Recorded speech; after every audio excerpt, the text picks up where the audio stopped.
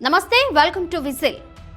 Russia నుంచి చమురు కొనుగోళ్లపై Bharat, China వంటి దేశాలపై ఒత్తిడి తెచ్చే లక్ష్యంతో అమెరికాలో ద్వైపాక్షిక ఆంక్షల బిల్లుకు అధ్యక్షుడు డొనాల్డ్ ట్రంప్ గ్రీన్ సిగ్నల్ ఇచ్చారు.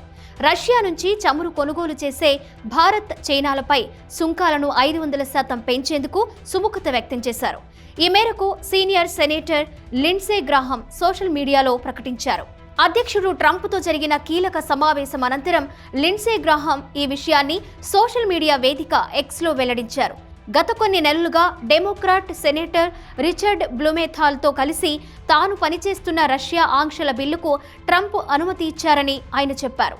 ఉక్రెయిన్ శాంతి చర్చలు కొనసాగుతున్న సమయంలో ఈ బిల్లు తీసుకురావడం వ్యూహాత్మకంగా సరైన సమయమని గ్రాహం అభిప్రాయపడ్డారు. ఉక్రెయిన్ శాంతి కోసం కొన్ని రాయితీలు ఇస్తుంటే రష్యా అధ్యక్షుడు పుతిన్ మాత్రం మాటలకే పరిమితమై నిరపరాధులను హతమారుస్తున్నారని గ్రాహం విమర్శించారు.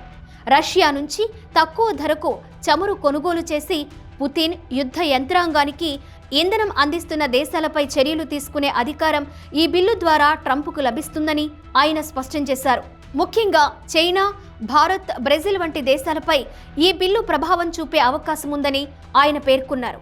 వచ్చే వారం ఈ బిల్లుపై బలమైన ద్విపక్ష మద్దతుతో ఓటింగ్ జరగాలని ఆశిస్తున్నట్లు చెప్పారు.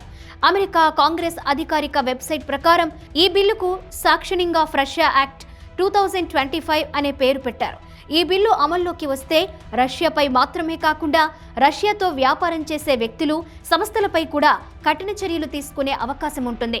ముఖ్యంగా రష్యా నుంచి అమెరికాకు దిగుమతి అయ్యే అన్ని వస్తువులు, సేవలపై కనీసం 500% వరకు కస్టమ్ డ్యూటీ విధించే ప్రతిపాదన ఇందులో ఉంది.